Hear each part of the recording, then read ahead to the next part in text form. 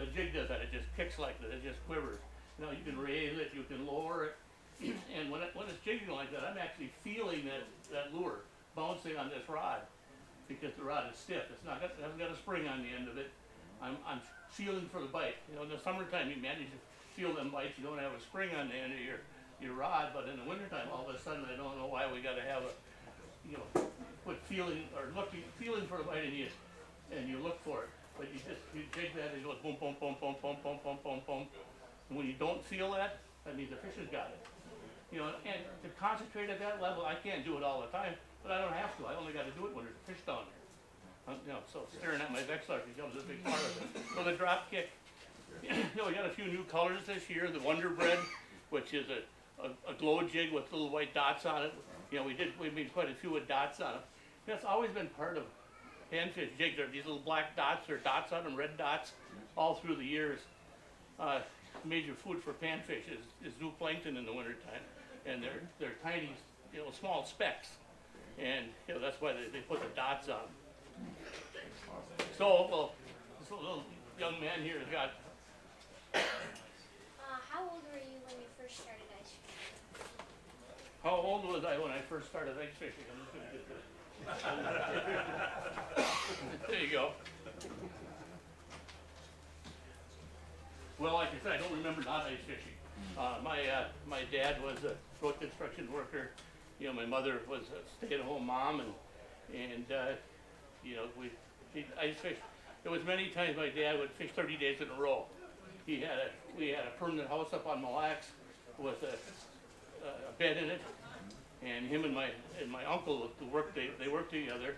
They would leave noon one day, drive up to the lake, go to the big house, light the oil burner that was in there, and then get in their portables, the flip over fish house. And my dad was different. It was pipes on it. He kind of hung that up, but they fit in the back of their old Buick. You know, if you remember the old Buicks, they had a straight 8 in them. They had a big long hood and no trunk, so they had to be small fish houses.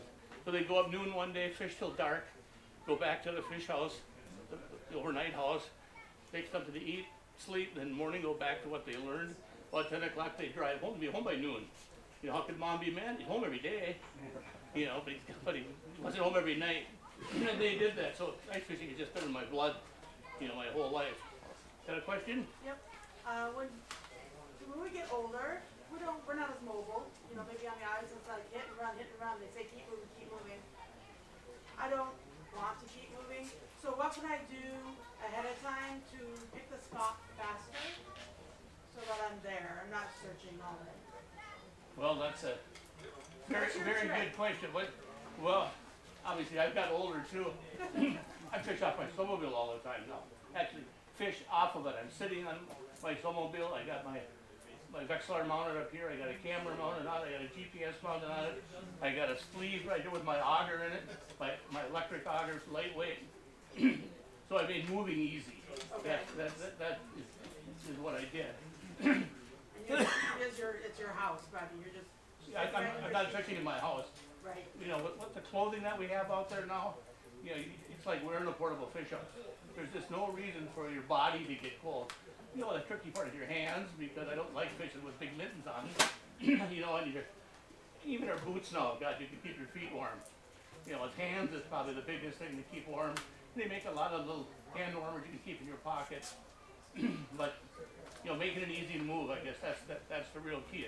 It's not, you know, have a big, you know, big fish house that you're trying to move around. Okay. Yes?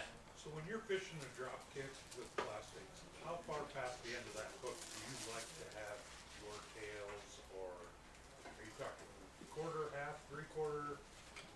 What do You know, you like with bluegills? Well, here's a trick I learned. My favorite plastic from Mackie is a Jamie. And I don't know, it's got a bunch of little legs on it, it's got a tail on it. And Jamie is a real person. He lives out in Burlington, Vermont. And I was out there fishing with Jamie right after they made this lure. And we were fishing on the Connecticut River. And he's got me fishing this plastic, which is new to me. Yes, I played with it, but I never really was getting serious about it. And he's over there catching fish, and I ain't catching anything. And he goes, well, how you got that on there? And I went over and I put on like you put a piece of plastic on. You put it on and you slide it all the way onto the, onto the hook so that it's straight. And he goes, no, you only wanna put it around the shank of the hook so that the piece of plastic was pointing up. The tails were sticking up in the air, and, and if you think about it, in the summertime, we put the plastic on straight, and we cast it, we wind it back in. Wintertime, we're fishing up and down. You know, to get that thing, that action that you want, letting it fall, and then the little tails are wiggling. And I started catching fish, and I do that a lot now. Another way I like to fish plastic is on a half ant, and take the poly, or just a straight thin piece of plastic, slide it on the hook, slide it all the way around to the bottom of the vertical jig, up to the bottom, and then hook the tip on it again, so the half ant is a horizontal jig, or vertical jig, and then the plastic is on the horizontal. Another good way to use plastic. I think the thing about plastic, color gets to be very important with plastic, where when you got it right, and they bite the plastic all the way almost in their throat, almost too far, and when you haven't got it right, you're catching in the lip if you're lucky. So, to change the color and move around when you're trying to fish with plastic, you know, just don't stick with the same one all day and say it don't work. Another interesting thing, last year about this time I did a television show on the river, summertime with John Gillespie, and I was using red-tailed chubs, his daughter was using red-tailed chubs, and John went, no, I'm gonna stick with plastic. He caught more fish that day on plastic than anybody else has ever been in my boat. But what I noted at the end of the day, there were 15 pieces of plastic laying on the floor of my boat